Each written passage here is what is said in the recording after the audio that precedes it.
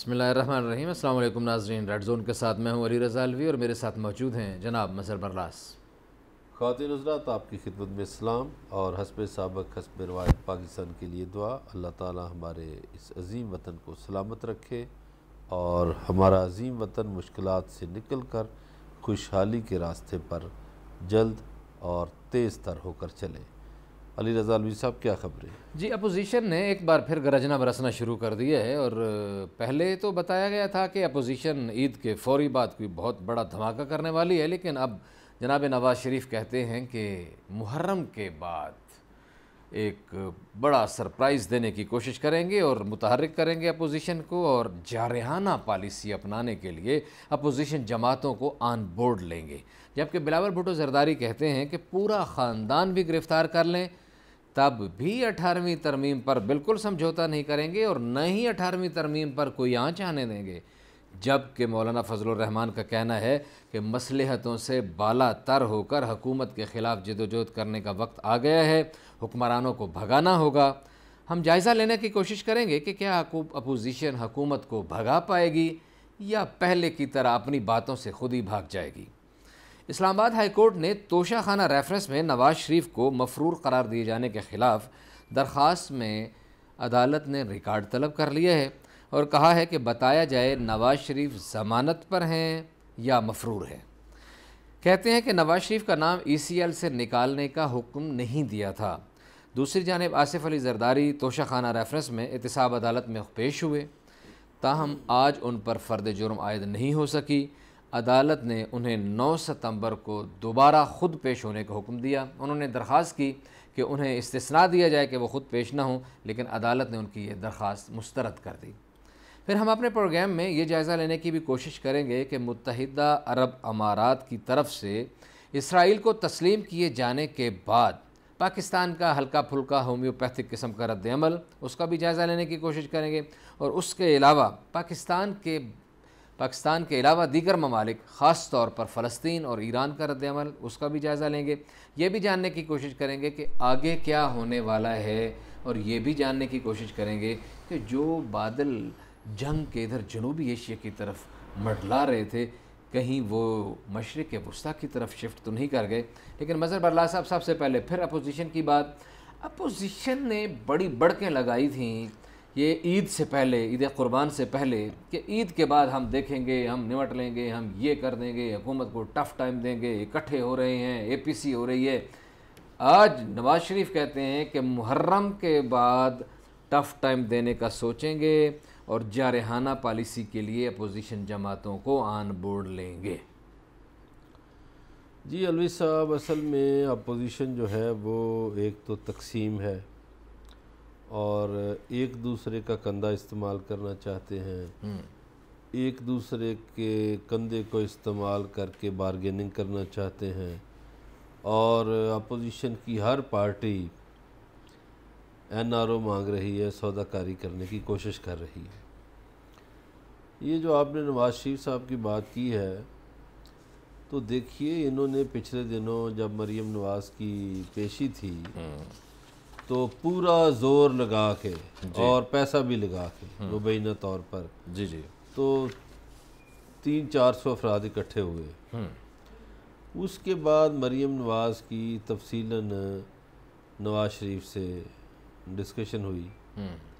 ایک تو وہ سوال پہ بھی پکڑی گئیں کہ وہ سوال جو وہ کروا رہی تھی مریم اورنگزیب کو کہہ کے کسی حارث نامی رپورٹر سے، صحیح ہے۔ تو یہ عجیب ایک انوکھی بات دیکھی۔ اس سے پہلے ہم دیکھتے تھے کہ چودھری جو پریس کانفرنس کرتے تھے تو وہ اپنے بندے بٹھا لیتے تھے، لیکن یہاں تو یہ کہا گیا کہ سوال ہی فلاں سے کرو، جیسے عام طور پر سرکاری پریس کانفرنسوں میں ہوتا ہے کہ وہ پروٹوکول افسر وہ کہتا جی فلاں سے فلاں جی، ٹھیک ہے۔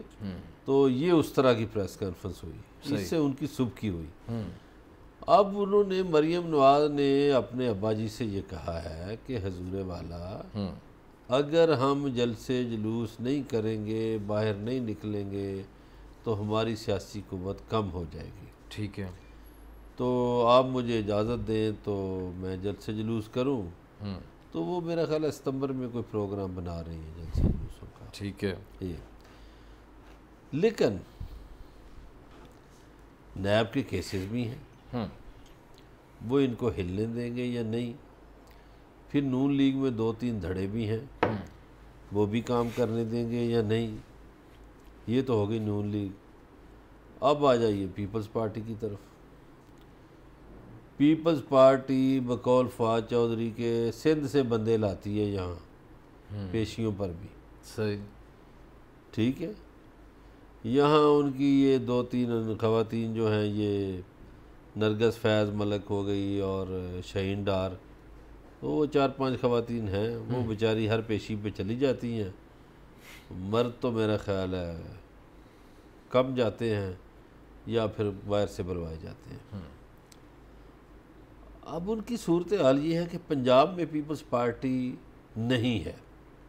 صحیح، قمر زمان قاہرہ اور چودھری منظور کا نام تو پیپلز پارٹی نہیں ہے نا۔ صحیح ہے، ایک بقول منور حسن کے ہمارے آدمی ہیں، یہ تو جماعت اسلامی سے قاہرہ صاحب جو ہیں، صحیح، اور منظور صاحب ان کے ساتھ ساتھ مزدور لیڈر ہیں، ٹھیک ہے جی۔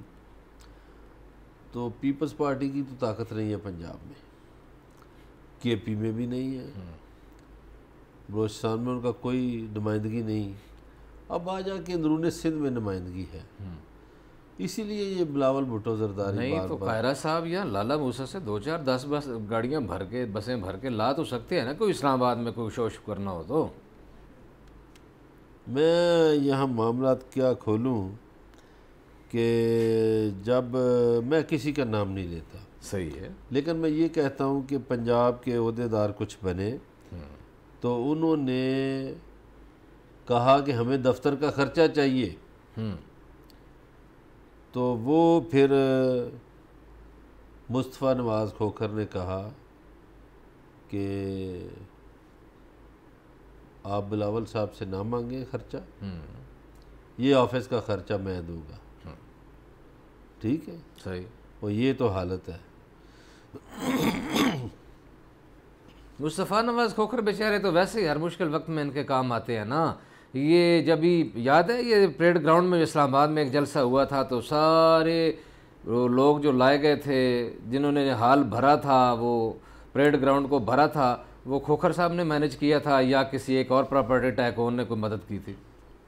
جی ہاں، تو اس لیے میں کہتا ہوں کہ کھوکھر صاحب تو چلو اپنا کام کر لیں گے، وہ باقی پنجاب جو ہے وہ کیا کرے گا؟ اور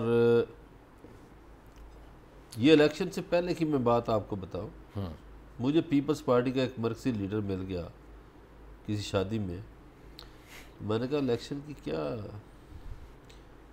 خود لڑو گے؟ اس نے کہا نہیں میں نہیں لڑتا۔ میں نے کہا بیٹے کو لڑا رہے ہو؟ نہ اس کو نہیں لڑاؤں گا۔ میں نے کہا وجہ کیا ہے، اتنے بڑے تم عہدیدار ہو؟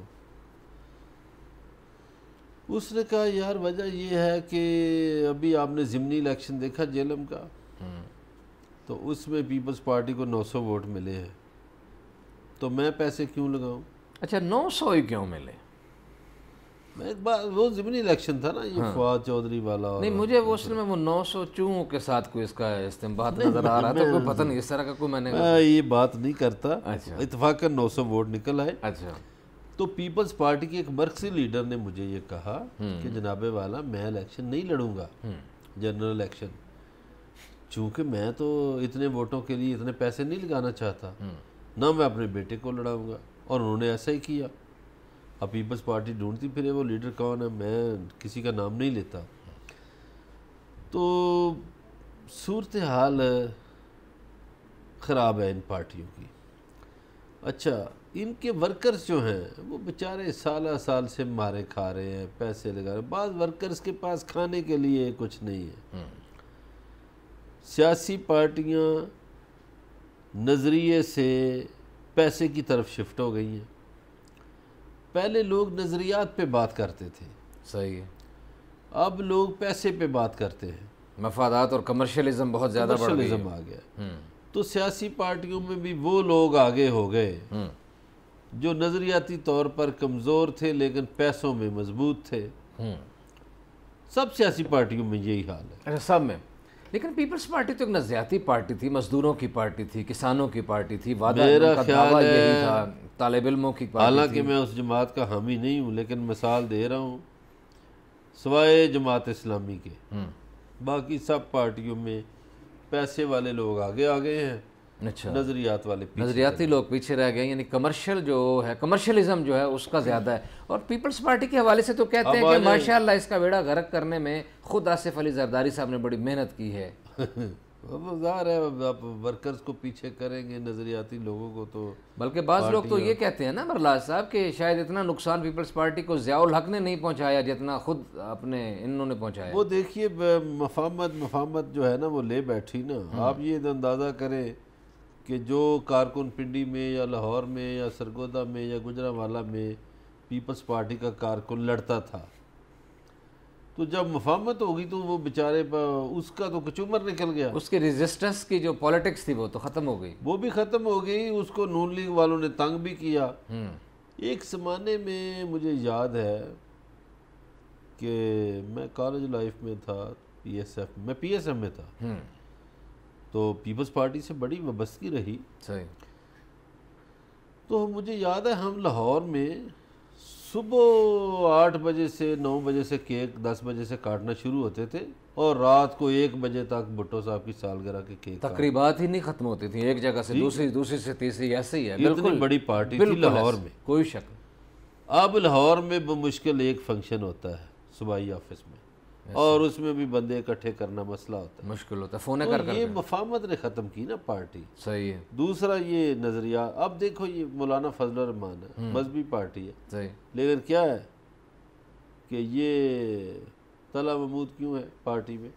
مالدار پارٹی ہے، تگڑی پارٹی ہے، اس لیے، ورنہ وہ حاجی غلام علی کیوں ہے؟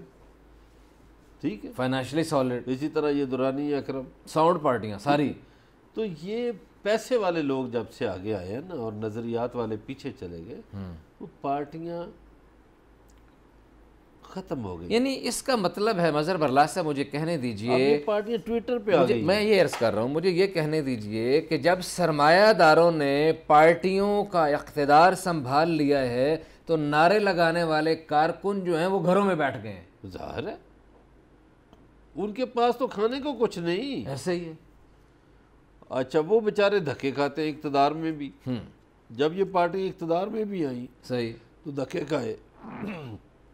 آپ مجھے بتائیں کہ یہاں سینٹ کے ٹکٹ، اسمبلیوں کے ٹکٹ مال دیکھ کے دیے جاتے ہیں، ورکر تو کو دیے نہیں جاتے۔ صحیح ہے۔ اچھا، مال کا دخل ہوتا تھا، بس اب بے نظیر بھٹو جب ٹکٹ دیتی تھی نا تو وہ یہ کرتی تھی کہ ایک ایم پی اے لے لیا مال والا، تو دوسرا ایم پی اے اپنا ورکر لے لیا، ایم این اے اپنا ورکر لے لیا، تو 3 میں سے وہ ایک ایڈجسٹ کر دیا۔ صحیح ہے، ٹھیک ہے، صحیح ہے، اور اس کو کہا بھائی یہ چلاؤ کام، ٹھیک ہے۔ ایسے وہ اب یہ ہوا کہ سارے مالداروں کو ٹکٹ ملنا شروع ہو گئے، تو لوگوں میں یہ جو مالدار لوگ ہیں نا، یہ چونکہ انہیں مال سے محبت ہوتی ہے، یہ عام لوگوں پر خرچ نہیں کرتے، صحیح، لوگوں سے ان کا رویہ ٹھیک نہیں ہے، ایک تکبر اور رونت ہوتی ہے، رونت، تکبر، لوگوں کو کھانا نہیں کھلا سکتے، لوگوں کے دکھ درد میں شریک نہیں ہو سکتے۔ مجھے بتائیں یہ جتنے مالدار ہیں کتنی بیواؤں کو یہ منتھلی خرچہ دیتے ہیں، کتنے یتیم بچوں کو یہ خرچہ دیتے ہیں، کتنے مسکینوں کے سروں پہ ہاتھ رکھتے ہیں۔ صحیح ہے۔ ایسے نہیں ملیں گے آپ کو۔ تو جو آج سے 30-40 سال پہلے والے سیاستدان تھے، ان کے ہاں وہ سیاست کو عبادت سمجھتے تھے، صحیح ہے، یہ سیاست کو مفاد سمجھ کے کرتے جی مظہر واللہ صاحب کہہ رہے ہیں کہ سیاست کو عبادت سمجھا جاتا تھا، لیکن اب بدقسمتی سے سیاست جو ہے وہ مفادات کے گرد گھومتی ہے، یا دوسرے الفاظ میں یوں کہہ لیجئے کہ سیاست گویا تجارت بنتی جا رہی ہے۔ کیوں بنتی جا رہی ہے اور کیسے بنتی جا رہی ہے؟ اور جب سیاسی تاجر برسر اقتدار آنے لگے ہیں اور سیاسی جماعتوں کو تاجروں نے اور مفاد پرستوں نے سنبھال لیا ہے، تو ورکر کیا کر رہے ہیں؟ بات چیت کا سلسلہ جاری ہے، ہمارے ساتھ رہیے گا، ملتے ہیں ایک بریک کے بعد۔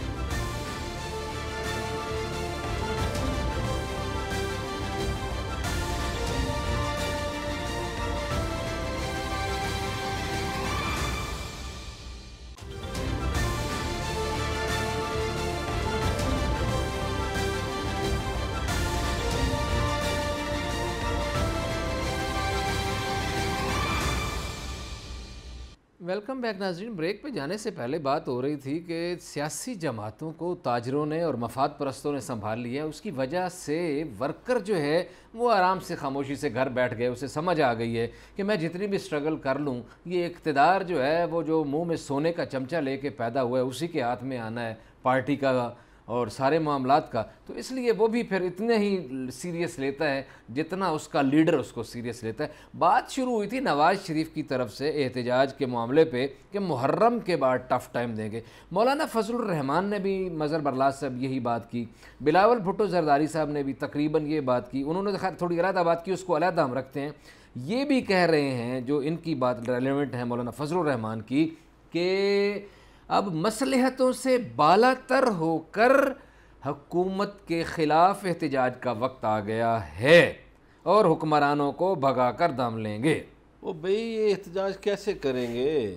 میں یہی تو گزارش کر رہا ہوں. ابھی تک اے پی سی اس لیے ناکام ہو رہی ہے, نہیں کرنے میں یہ کامیاب ہو رہے کہ ان کے اپنے مفادات ہیں. دیکھیے وہ اسٹیبلشمنٹ سے مذاکرات کر رہے ہوتے ہیں شہباز شریف صاحب.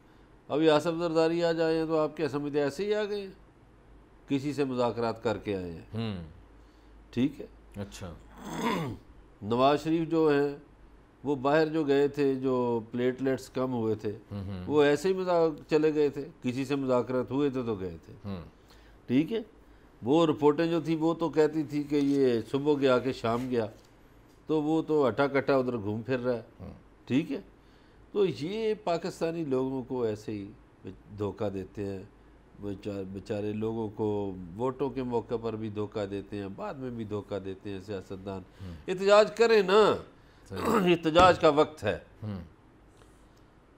فلسطین کا مسئلہ قائد اعظم رحمۃ اللہ علیہ نے فرمایا یہ ناجائز ہے بچہ, ہم اسے تسلیم نہیں کرتے. ٹھیک ہے.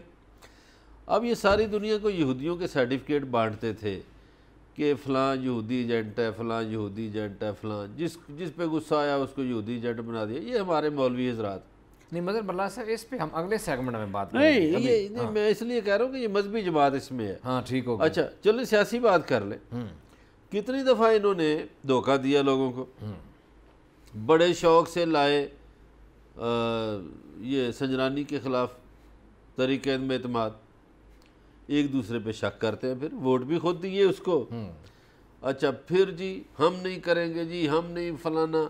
وہ ایک ترمیم آئی آرمی چیف کے حوالے سے, لائن میں کھڑے ہو کے ووٹ دیے, سب نے دیے کان لپیٹ کے. میں تو کہتا ہوں کان لپیٹ کے. اب یہ تیسرا دیکھ لیں, ایف اے ٹی ایف کا معاملہ تھا, معاشی دہشت گردی کے حوالے سے قانون سازی تھی. پہلے چونچراں کی کہ جی وہ نیب یہ وہ ختم کر دیں فلاں, پھر کیسے سیدھے ہو کے ووٹ دیے. ٹھیک ہے. وہ ایک بات پہ تو ٹھہرتے نہیں.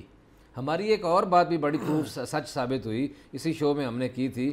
انہوں نے کہا تھا کہ ہم ڈویژنل لیول پہ احتجاج کریں گے ساری سیاسی جماعتیں مل کے, اور ہم نے ٹف ٹائم دے دیا ہے اور ہم نے اپنے ورکرز کو متحرک کر دیا ہے. احسن اقبال اور فلاں اور فلاں اور فلاں کوآرڈینیٹر ہو گئے ہیں, یہ ان ساری چیزوں کو مینیج کریں گے. اور ہم نے یہی گزارش کی تھی کہ ایسا کچھ نہیں ہونے والا, یہ اپنی باتوں کا اپنے لفظوں کا جو ہے نا پاس نہیں رکھ پائیں گے, کیونکہ ان کے پاس ورکر ہے ہی نہیں. ورکر باہر نکالیں گے یہ کدھر سے؟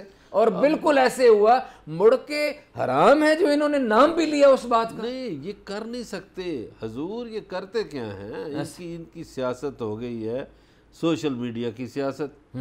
یہ فوٹو اترواتے ہیں, سیلفی بناتے ہیں, ٹویٹ کر دیا. یہ ایک نیا کام آ گیا اس ملک میں کہ کچھ نہیں کیا جی ٹویٹ کر دیا. جلسے سے خطاب نہیں کرنا, عمل کچھ نہیں کرنا, دکھاوا زیادہ ہے. ٹھیک ہے. ایسے ڈرائنگ روم میں بیٹھ کے فوٹو اتروائی, فیس بک پہ لگا دو جی, واٹس ایپ کر دو جی, ٹویٹ کر دو. یہی کام رہ گیا ان کا, کوئی اور نہیں. یہ سیاسی جنگ سوشل میڈیا اور میڈیا پہ لڑنا چاہتے ہیں. سیاسی جنگ تو سیاسی میدان میں لڑی جائے, میدان میں لڑی جاتی ہے. ایسے بالکل ایسے ہی ہے. یہ سوشل میڈیا پہ نہیں لڑی جا سکتی. بالکل صحیح. اچھا عدالت نے آج احتساب والے توشہ خانہ کیس والے میں اسلام آباد ہائی کورٹ نے پوچھا ہے, وضاحت کریں جناب حضرت محمد نواز شریف مفرور ہیں کہ ضمانت پہ ہیں؟ ریکارڈ سے چیک کر کے ذرا بتایا جائے. تو وہ بتا دے گی سرکار. پہلے تو یہ ہے کہ اس وقت جس وقت نواز شریف کو بھیجا جا رہا تھا، ہمارے وکیل فیسیں تو بڑی بڑی لیتے ہیں، نکتے کی، کام کی، ڈھنگ کی بات نہیں کرتے بعض۔ اس وقت حکومتی وکیل کو یہ اعتراض کرنا چاہیے تھا کہ جناب والا، آپ نواز شریف کو باہر جانے کی اجازت دے رہے ہیں، آپ کی جوڈکشن ہی نہیں ہے انگلینڈ، آپ کے دائرہ اختیار میں نہیں ہے، آپ کراچی تو جانے دیں، اوکے، آپ رحیم یار خان جانے دیں علاج کے لیے، لندن تو آپ کی حدود بھی نہیں ہے، آپ کا تو اختیار ہی نہیں چلتا لندن پہ، ایسا ہی ہے، تو آپ کس طرح کا یہ فیصلہ دے رہے ہیں؟ اس وقت یہ اعتراض بنتا تھا۔ لیکن چونکہ میل ملاپ ہوا ہوتا ہے تو اعتراض کرنے والے بھی چپ کر کے بیٹھ جاتے ہیں۔ عدالت نے یہ بھی کہا ہے کہ ہم نے ان کا نام ECL سے نہیں نکالا تھا، تو وہ کیسے گئے؟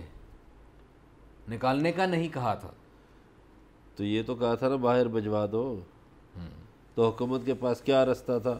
نام نکالتے تو اس وقت پتہ ہے ان کی رپورٹوں نے، میڈیا نے اتنا پریشان کر رکھا تھا عمران خان کو بھی کہ وہ جی اگر نواز شریف کو کچھ ہوا تو قتل کا مقدمہ عمران خان پہ کرائیں گے، ذمہ دار عمران خان ہوگا۔ تو یہ ایک بلیک میلنگ تھی، کوئی مرنے والا نہیں تھا نواز شریف۔ یہاں مجھے ایک اور بات پوچھنی ہے، ایک اور بات کرنی ہے۔ اچھا، سارا جہان کہتا ہے سیاستدان جھوٹ بولتے ہیں، میڈیا والے جھوٹ بولتے ہیں، ٹی وی پہ بیٹھے ہوئے لوگ جھوٹ بولتے ہیں، اس کا مطلب یہ ہے کہ نواز شریف کی رپورٹس بنانے والے میڈیکل ڈاکٹرز نے اور لیبارٹریز نے بھی جھوٹ بولا، وہ بھی ایک سماج کا حصہ ہے نا، انہوں نے جھوٹ بولا، جھوٹی اور غلط رپورٹس دیں جس کی جو میڈیا پہ پریزنٹ ہوئیں تو نواز شریف کو موقع ملا، یعنی جھوٹ کی بنیاد کہیں اور سے آئی۔ انہوں نے صرف میڈیا پہ نہیں، انہوں نے عدالت میں بھی جھوٹی رپورٹیں پیش کی، انہی رپورٹوں کی بنیاد پر تو رہائی ملی۔ ایسا ہی ہے، اور اگر ان رپورٹوں کو سچ مان لیا جائے تو نواز شریف کا تو علاج ہوا ہی نہیں، تو وہ زندہ کیسے ہے؟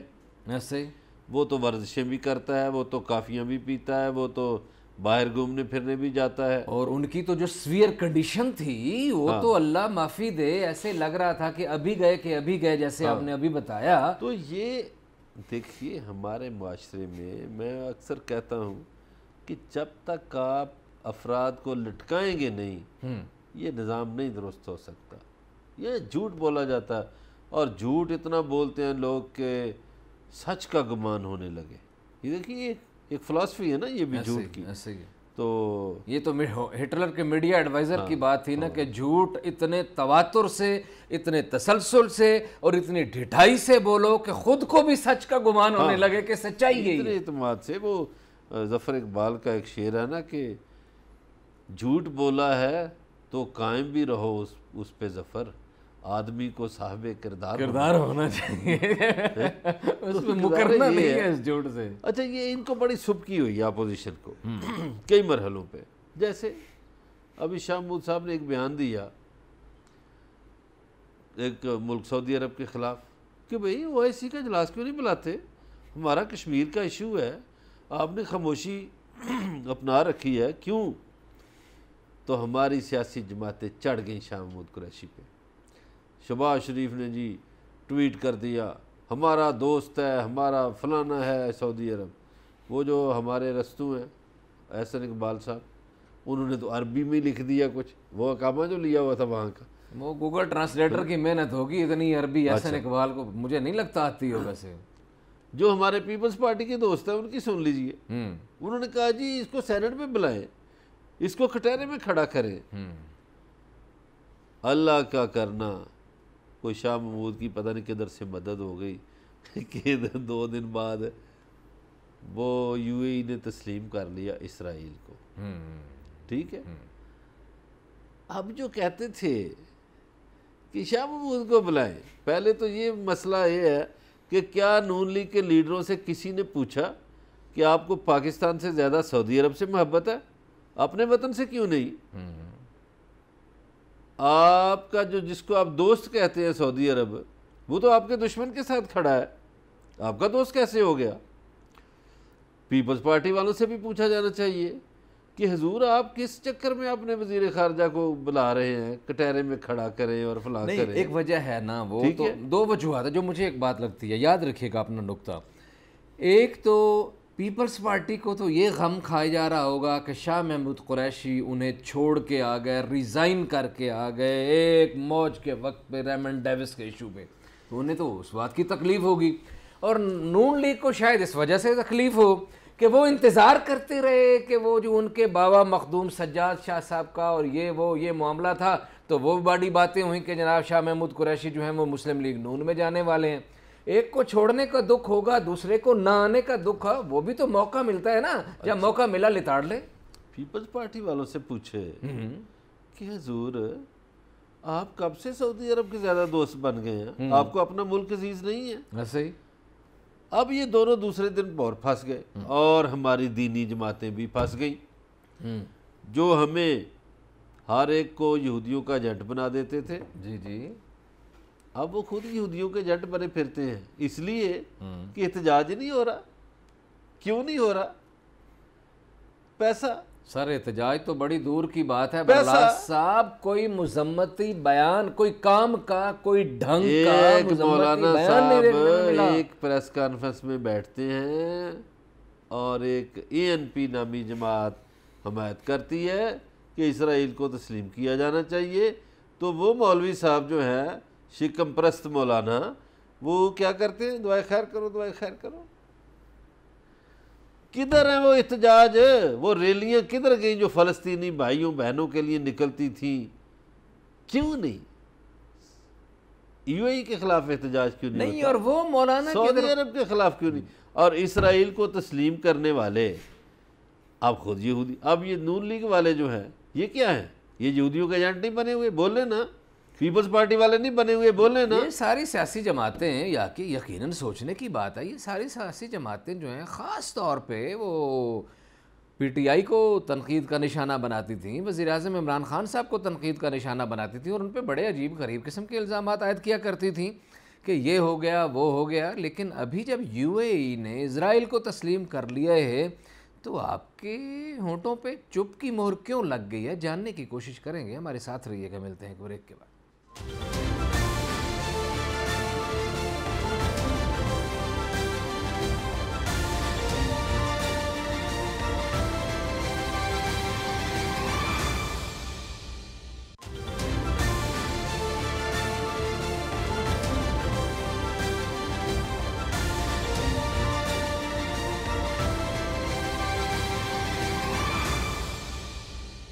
ویلکم بیک ناظرین. بریک پہ جانے سے پہلے صورتحال کا جائزہ لینے کی کوشش کر رہے تھے کہ یہاں تو اسرائیل کے نام پہ بڑا شور مچ جایا کرتا تھا, لیکن ابھی جب UAE نے اسرائیل کو تسلیم کر لیا ہے تو تمام سیاسی جماعتیں بھی چپ ہیں, تمام علماء کرام کو بھی چپ لگ گئی ہے.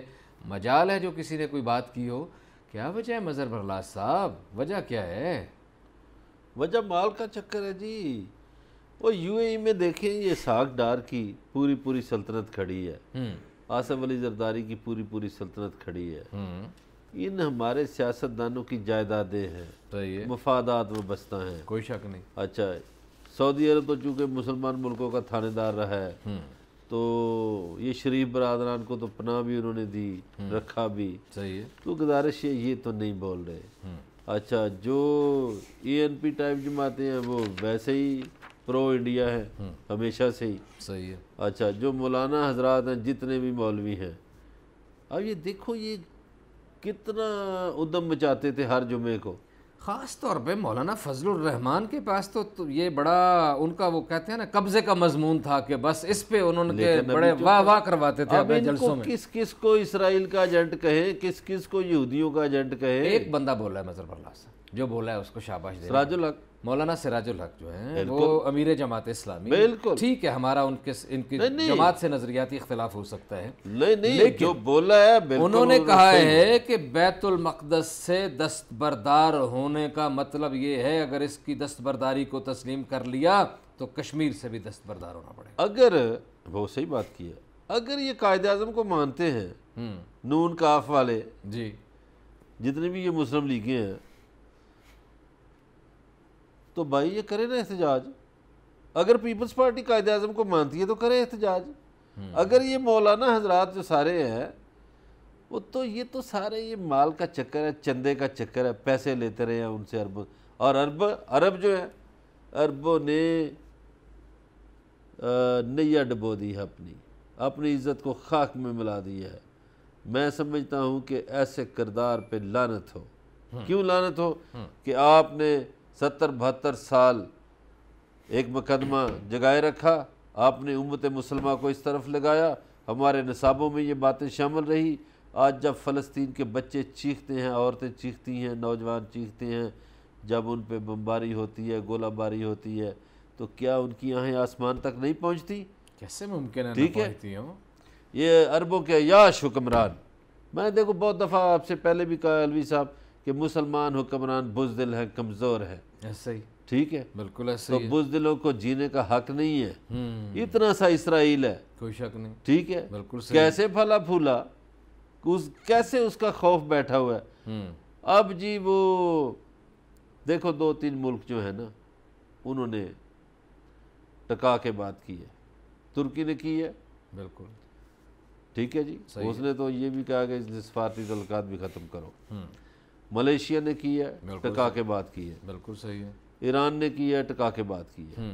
اب آ جائیں، آپ نے کہا کہ پاکستان کا موقف کمزور ہے۔ جی، پاکستان کا موقف کمزور نہیں، پاکستان نے گول مول موقف اپنایا ہے۔ کیوں اپنایا ہے؟ ڈپلومیٹک لینگویج جی، جس سے اس لیے محتاط اپنایا رہتے ہے، ہیں عمل کے طور پر۔ اس کے ذمہ دار بھی یہ دونوں ہیں، یہ نون لیگ اور یہ پیپلز پارٹی۔ انہوں نے اس ملک کو اتنا لوٹا کہ ملک کی معیشت کمزور ہو گئی۔ آج ہم جب بات کرتے ہیں کسی سے آنکھوں میں آنکھیں ڈال کے، تو وہ ہمیں کیا کہا جاتا ہے؟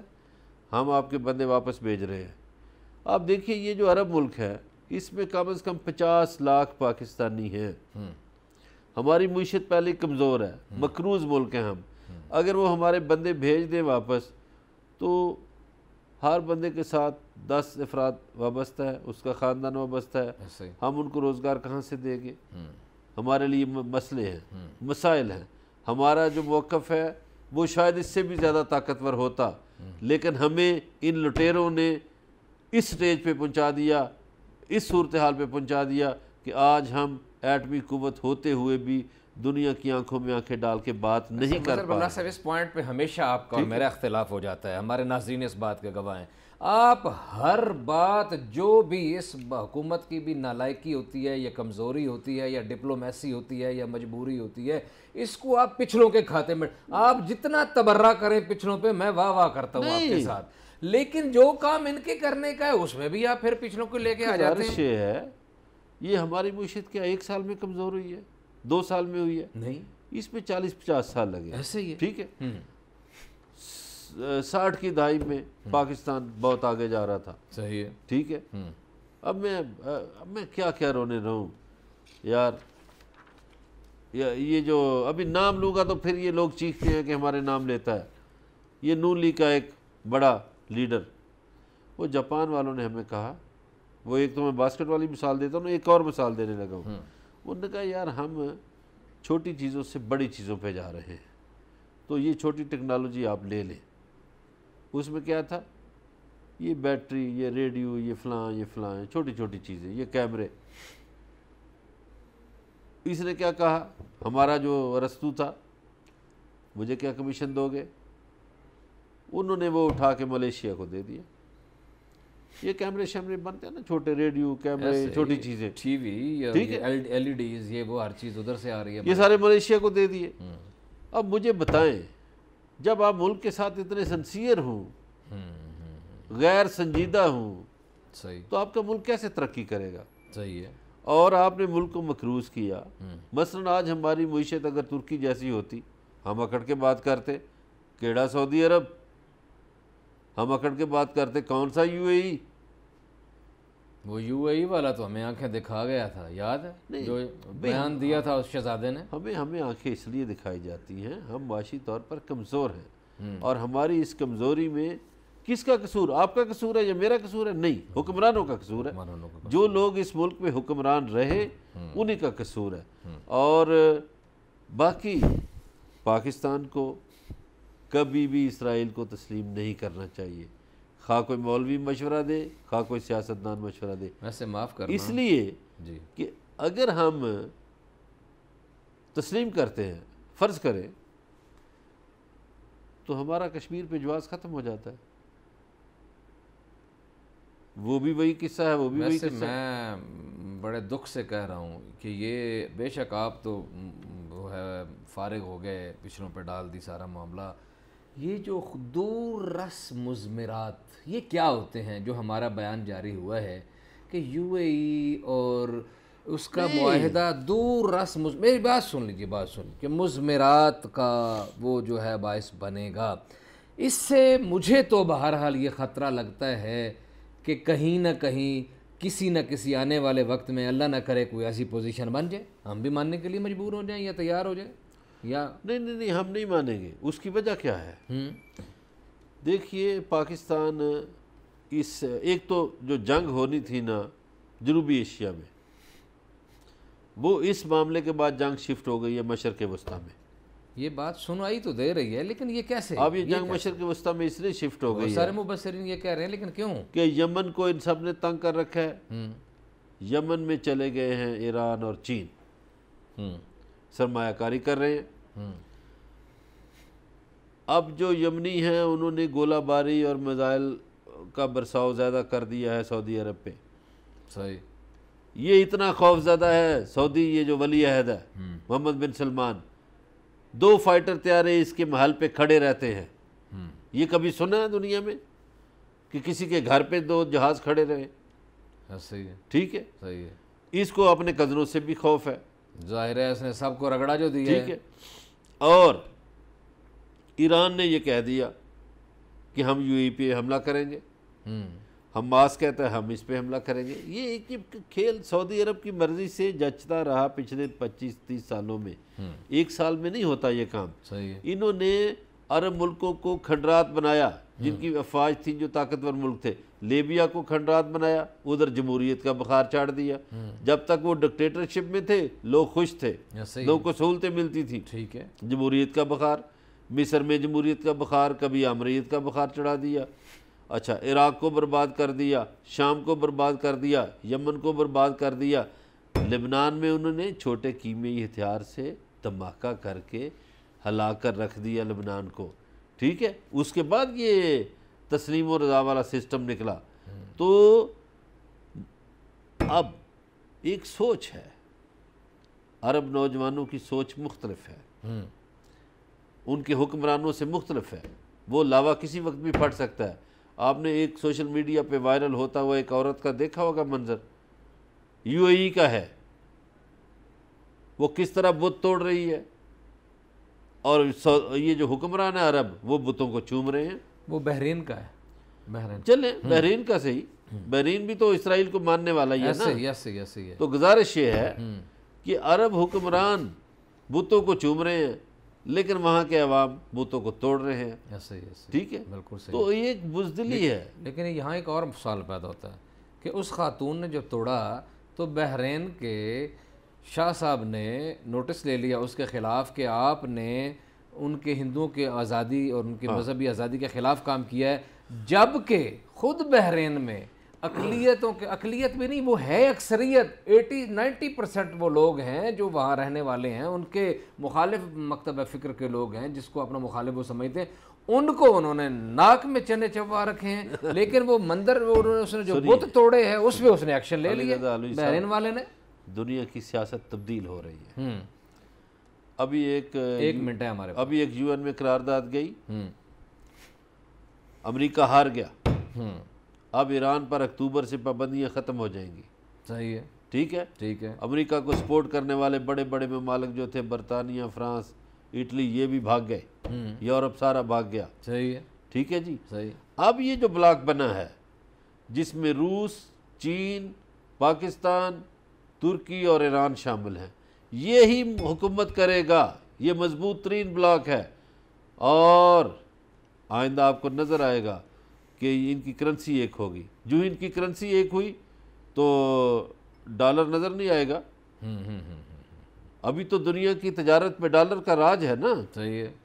چین اور روس تو اپنی کرنسی میں کر رہے ہیں. اب یہ بلاک سوچ رہا ہے کہ ہماری کرنسی ایک ہو. جب ان کی کرنسی ایک ہو گئی تو اس کا راج ہوگا. پھر اس کا مطلب یہ ہے کہ ان کو ظاہر ہے اگر کرنسی ایک کریں گے تو پھر ویزے میں بھی اسی طرح نرمی پالیسی ہوگی جیسے یورپی یونین والے. حضور ایک دیکھیے پاکستان جو ہے نا, پاکستان کے ساتھ چائنا نے انٹیلیجنس شیئرنگ کا معاہدہ بھی کر لیا ہے, ڈیفنس پیکٹ بھی ہے, ایران کے ساتھ بھی ہے. صحیح ہے. تو یہ 4-5 ملک اکٹھے ہیں, یہ طاقتور ملک ہیں. دنیا کے بے شمار وسائل ان کے پاس ہے, تیل ان کے پاس ہے, گیس ان کے پاس ہے.